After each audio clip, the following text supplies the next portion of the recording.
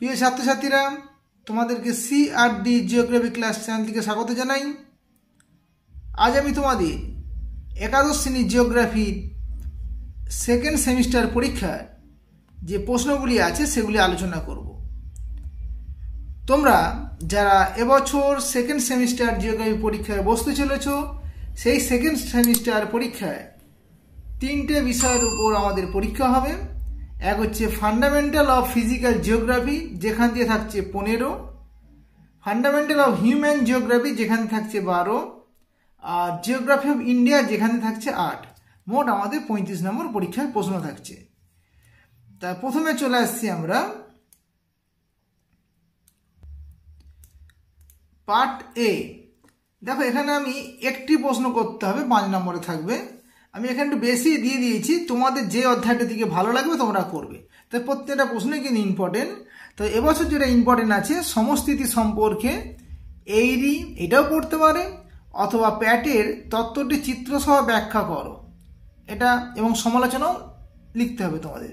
এটা কিন্তু এবছরের জন্য খুব ইম্পর্টেন্ট। তারপরে ভাঁজ ও চ্যুতির বিভিন্ন গাঠনিক বা জ্যামিতিক উপাদানগুলি চিত্রসহ আলোচনা করো। ভাঁজ চ্যুতি সৃষ্টির পদ্ধতি বা প্রক্রিয়াগুলি লেখো। যে কোনো 3 প্রকার ভাঁজ চিত্রসহ বর্ণনা করো। তাহলে এগুলো কিন্তু দেখে রাখবে। বায়ুমণ্ডলের তাপমাত্রার অনুভূমিক এবং উলম্ব বন্টন আলোচনা করো, এটাও কিন্তু এবছর খুব ইম্পর্টেন্ট। তারপরে আসি বায়ুমণ্ডলের উষ্ণতা তারতম্যের নিয়ন্ত্রক বা কারণগুলি চিত্রসহ আলোচনা করো। বিভিন্ন প্রকার নিয়ত বায়ু সম্পর্কে লেখো। আর ত্রিকোষ তত্ত্বটি সংক্ষেপে তার ধারণা দাও, এটাও কিন্তু এবছর ইম্পর্টেন্ট। তাহলে এই ইম্পর্টেন্টগুলি তোমরা একটু ভালো করে দেখে রাখবে। এবার আসছে আমরা যে 2টি প্রশ্ন করতে হবে, 3 × 2 = 6। এখানে এইরি প্যাটের মতবাদের যেটা তুলনামূলক আলোচনা করো বা পার্থক্য লেখো বা তুলনামূলক আলোচনা করো, এটাও কিন্তু তোমরা দেখে রাখবে, খুব ইম্পর্টেন্ট। ধরো এদিকে 5 নম্বর পড়লো না, অন্য 5 নম্বরের প্রশ্ন পড়ে গেল, কিন্তু 3 নম্বরে এটা থেকে দিয়ে দিল। ওই জন্য আমি প্রশ্নটা এখানে দিয়েছি। সে অনুলোম চ্যুতি এবং বিলোম চ্যুতি বা প্রতিলোম চ্যুতির মধ্যে পার্থক্য লেখো, এটাও কিন্তু এবছর খুব ভেরি ভেরি ইম্পর্টেন্ট। তো আবহবিকার ফলে সৃষ্টি ভূমিরূপগুলি সম্পর্কে লেখো। তবে মৃত্তিকা সৃষ্টির প্রক্রিয়াগুলি লেখো। মৃত্তিকা সৃষ্টির নিয়ন্ত্রক, তাহলে জলবায়ুটাও পড়তে পারে, জীবজগৎ পড়তে পারে, আদিশিলা পড়তে পারে, ভূপ্রকৃতি পড়তে পারে। এটা থেকে একটা খুব ইম্পর্টেন্ট মনে হচ্ছে এখান থেকে আসবেই, ভালো করে দেখে রাখবে। মৃত্তিকার পরিলেখের গঠন, মানে মৃত্তিকা প্রোফাইলের গঠন প্রক্রিয়া এবং তার বৈশিষ্ট্য লেখো, এটাও কিন্তু এবছর ইম্পর্টেন্ট আছে। এবার আসছি আমরা মৃত্তিকা সংরক্ষণ এবং ব্যবস্থাপনাগুলি সংক্ষেপে লেখো। তাহলে মৌসুমী বায়ুর সাথে জেট বায়ুর সম্পর্ক ব্যাখ্যা করো, এটাও কিন্তু এবছর খুব ইম্পর্টেন্ট। জেট বায়ুর জীবনচক্র বা বৈশিষ্ট্য লেখো, এটাও তোমরা দেখে রাখবে। পৃথিবীব্যাপী জলচক্র প্রক্রিয়াটি সংক্ষেপে লেখো, এটাও কিন্তু খুব ইম্পর্টেন্ট। আচ্ছা, ভূপৃষ্ঠ প্রবাহের ধারণা বা প্রভাব বিস্তারকারী উপাদানগুলির নিয়ন্ত্রকগুলি লেখো, এটাও ইম্পর্টেন্ট। এবার আসছে আমরা 2 নম্বরের প্রশ্ন, ঠিক আছে, মানে 2 × 2 = 4। ধরো সমস্থিতি বলিতে কি বোঝো, সমস্থিতি যে মানে সমস্থিতি যে বিচ্যুতিটা কি, প্রতিবিধান তল কি, এটাও কিন্তু ইম্পর্টেন্ট।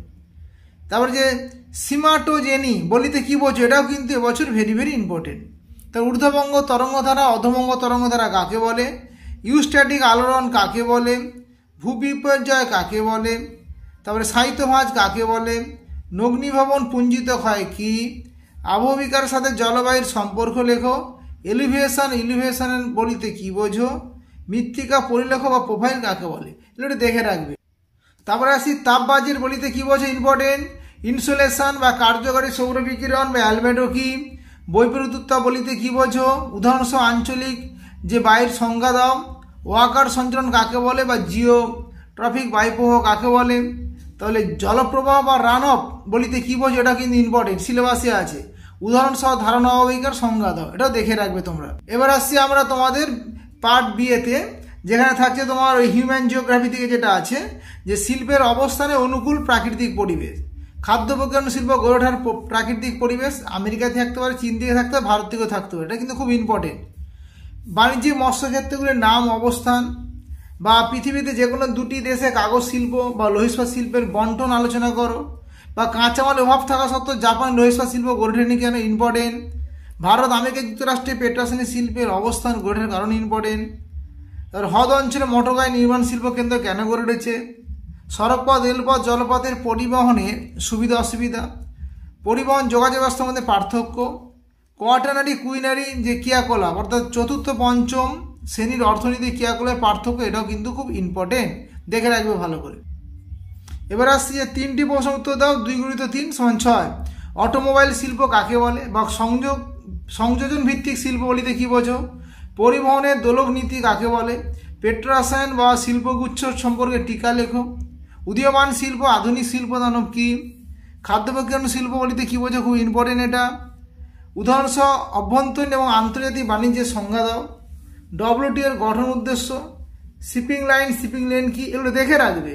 রজ্জুপথ কি, এর গুরুত্ব 2টি লেখো, উদাহরণসহ পরিষেবার শ্রেণীবিভাগ করো। সেবা শিক্ষণ কি, অর্থনৈতিক কাজ রূপায়ণে বিশেষজ্ঞদের ভূমিকা, পরামর্শদাতাদের ভূমিকা, নীতি নির্ধারকদের ভূমিকা, এটাও কিন্তু এবছর খুব ইম্পর্টেন্ট, ভেরি ভেরি ইম্পর্টেন্ট, আমি দিয়ে দিলাম।